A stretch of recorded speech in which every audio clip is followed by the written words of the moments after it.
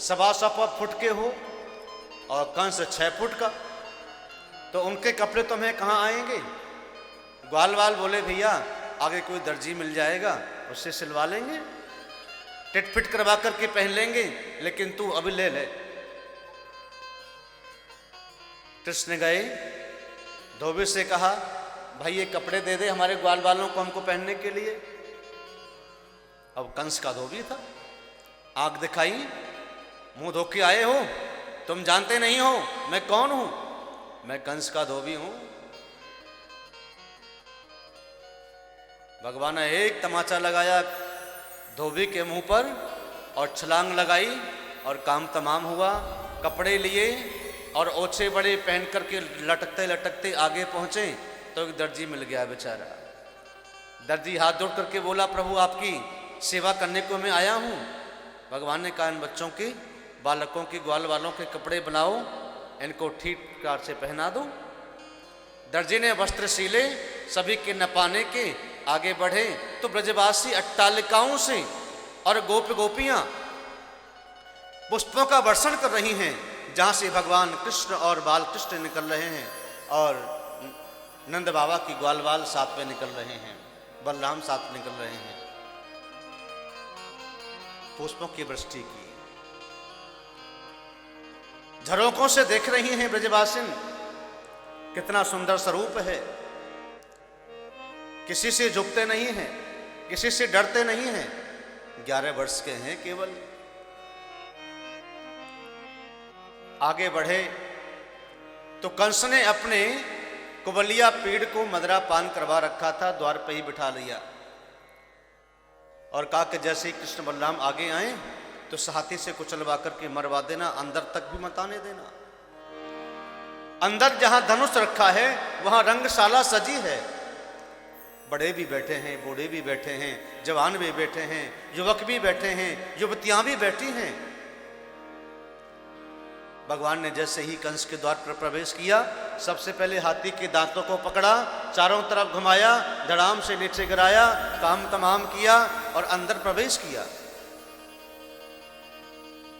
धनुष यज्ञ के पास में ही मुष्टिक और चांडूर कंस के 2 पहलवान थे। भगवान श्री कृष्ण ने बलराम से बात करी, भैया मामा ने तो तैयारी सब प्रकार से कर रखी है, ज्यादा टाइम मत लगाना यहां। आपस में वार्तालाप करके भगवान श्री कृष्ण ने चांडूर को पकड़ लिया और बलराम ने मुष्टिक को पकड़ लिया। मुष्टिक मुक्के मार मार करके मुष्टिक का काम तमाम कर दिया और कृष्ण ने भी चांडूर को पकड़ करके चारों ओर घुमाया और धड़ाम से नीचे गिराया। मुष्टिक चांडूर दोनों मारे गए।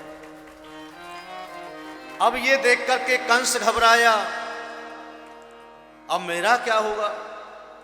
रंगशाला में सब लोग जैसे बैठे हुए थे, सब भगवान कृष्ण के ही पक्षधर थे।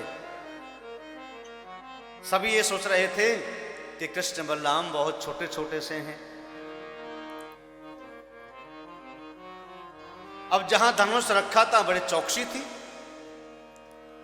भगवान कृष्ण और बलराम दोनों गए, वहां पुजारी जी बैठे थे, उनसे पूछा भैया पुजारी जी जरा देख लें धनुष कैसा है, जरा पूजा करने आए, पूजा करने दो। भगवान ने कहा कि धनुष तो बड़ा अच्छा है। कृष्ण बलराम ने दोनों ने पूजा करी और कहा कि जरा छू के देख लें कैसा है।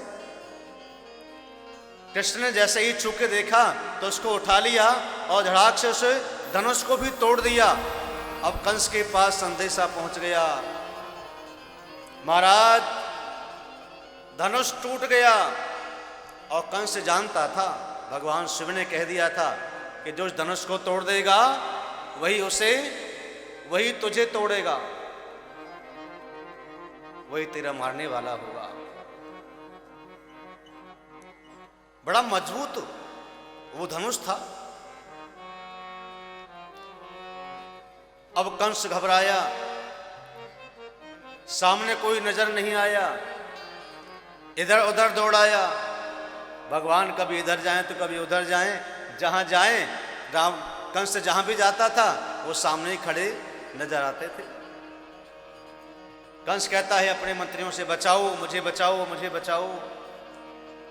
सबसे पहले भगवान श्री कृष्ण ने कंस के केशों को ही पकड़ा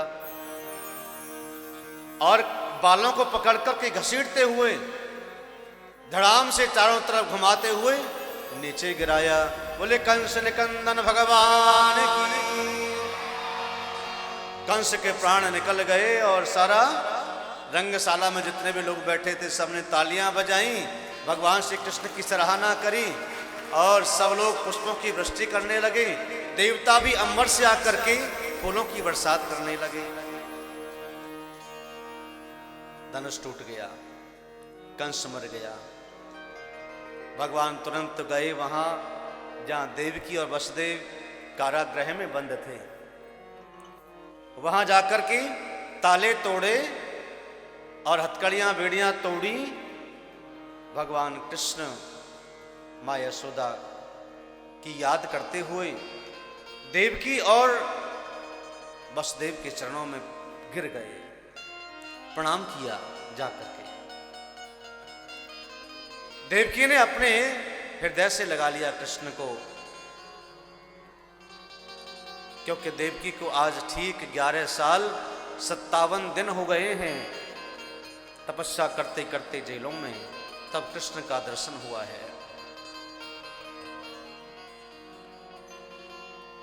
भाव के अश्रु इतने झरने लगे देवकी के, उन अश्रुओं से ही भगवान का अभिषेक कर दिया।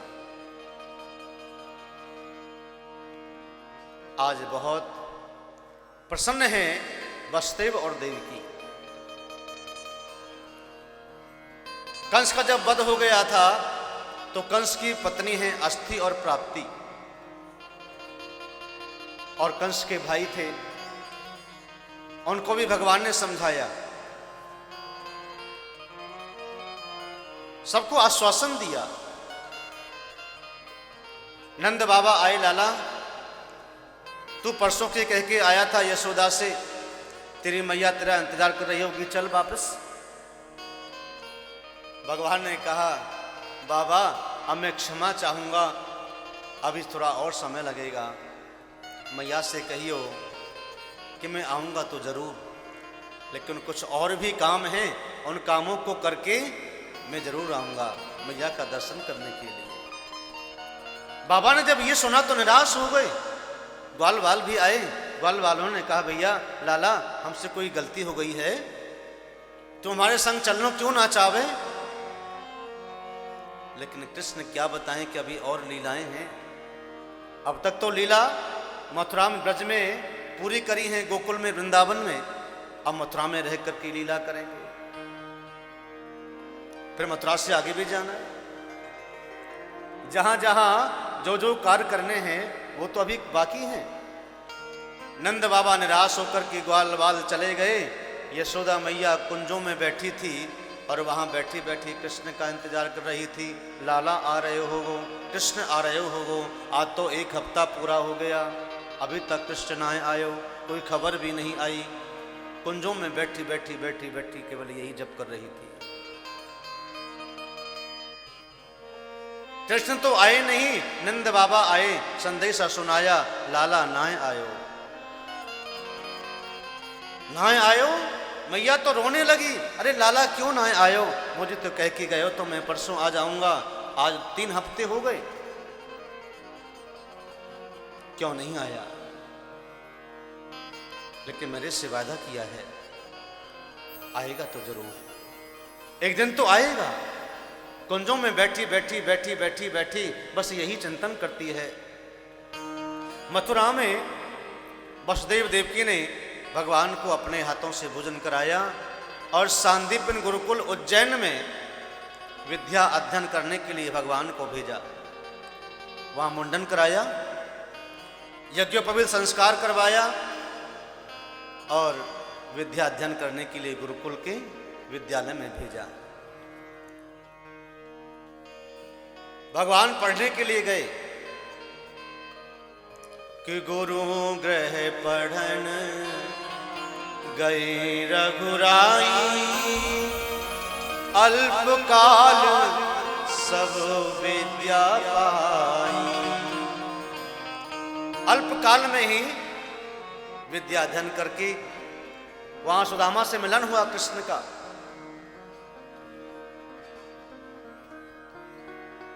और ये कह करके आए, सुदामा भैया कबू तो मेरी मथुरापुरी में भी आना।